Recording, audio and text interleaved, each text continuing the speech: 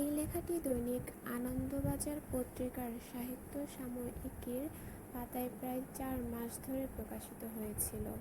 পত্রিকায় প্রকাশিত লেখার কিস্তিগুলো পাঠ করে তাৎক্ষণিকভাবে অনেকেই তারিফ করেছিলেন। তার মধ্যে অধ্যাপক রাজ্জাকের প্রাক্তন ছাত্র এবং কতিপয় ঘনিষ্ঠ ব্যক্তিও ছিলেন।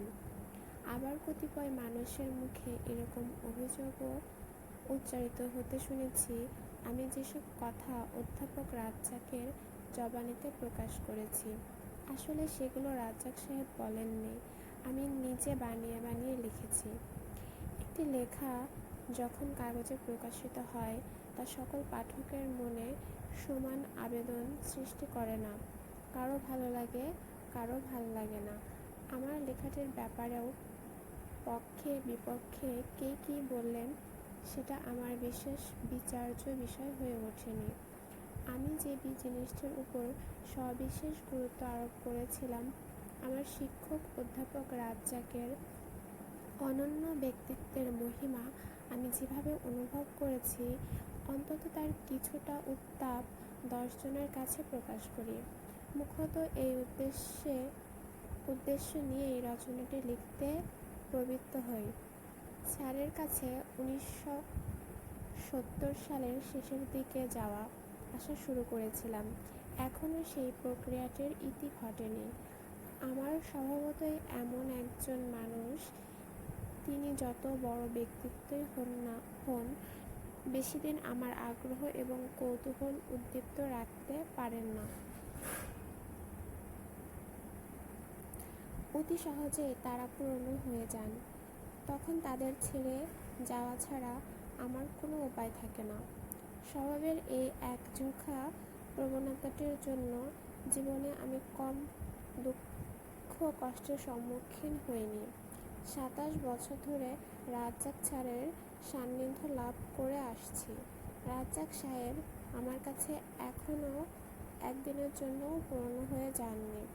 প্রতিবারই তার ব্যক্তিত্ব এবং জানাশোনার পরিধি আমার চোখে নতুন নতুন চমক সৃষ্টি করেছে। প্রথম দিন তার সঙ্গে কথা বলে যেভাবে বিস্মিত হয়েছিলাম, এখনও একই ধরনের বিস্ময় তিনি আমার মধ্যে সৃষ্টি করেন। ভক্তি কিংবা শ্রদ্ধার প্রকাশ এ রচনায় কতটুকু ঘটেছে আমি তা জানি না। বিস্ময়বোধের কারণেই স্যারের উপর এই রচনাটি লিখতে বাধ্য হয়েছি। আমার এই রচনাটিকে কেউ যদি নিছক সাক্ষাৎকারধর্মী রচনা মনে করেন, আমার ধারণা লেখাটির উপর কিঞ্চিৎ অবিচার করা হবে। আমি রাজ্জাক স্যারের সমগ্র ব্যক্তিত্বটি স্পর্শ করতে চেষ্টা করেছি। আমার অক্ষমতার পরিমাণ অপরিসীম। আমি রাজ্জাক স্যার সম্পর্কে যত জানি, তাকে যতদূর বুঝতে পারি, এসব বিষয়ে আমার চাইতে ঢের ঢের কামিল ব্যক্তি সংসারে এখনও বেঁচে বর্তে রয়েছেন। আর রাজ্জাক স্যারের উপর লেখা এটি একমাত্র গ্রন্থ নয়। রাজ্জাক স্যারের উপর কোনো কিছু লিখে প্রকাশ করা অত্যন্ত ঝুঁকিপূর্ণ ব্যাপার। এই ঝুঁকি দুদিক থেকেই। রাজ্জাক স্যার নানা স্পর্শকাতর বিষয়ে এমন একতরফা মতামত দিয়ে বসেন, যেটা সমাজের মানুষ বরদাস্ত করতে অনেক সময়ই প্রস্তুত নয়।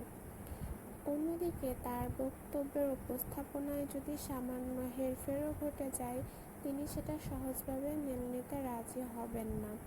এই দুই ধরনের ঝুলন্ত খড়ুক মাথার উপর রেখে রচনাটি আমাকে লিখতে হয়েছে। এ গ্রন্থের সব কথা রাজ্জাক সাহেবের, কিন্তু বিশেষ বিশেষ ক্ষেত্রে আমি ব্যাখ্যা বিশ্লেষণ সংযোজিত করেছি। এটি করতে গিয়ে দু ধরনের স্বেচ্ছাচারিতা প্রশ্রয় পেয়েছে। কোথাও কোথাও তাকে এমনভাবে উপস্থাপন করা হয়েছে, কারো কারো দৃষ্টিতে তা অনাবশ্যক বড় করে দেখানো বলে প্রতিভাত হতে পারে।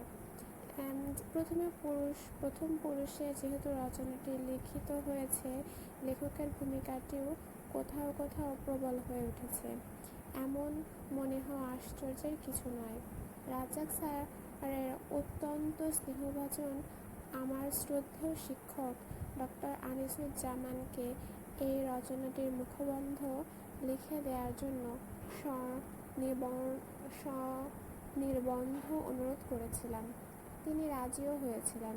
পরে ভেবে দেখলাম, এই লেখায় আমি অনেকগুলো গুরুতর অপরাধ করে ফেলেছি। আমার অপরাধ খালনের বোঝা আমার শিক্ষকের ওপর আরোপ করা ঠিক হবে না বলেই মুখবন্ধটি রচনার দায়িত্বটি নিজে গ্রহণ করতে হলো। বিনীত আহমদ ছফা।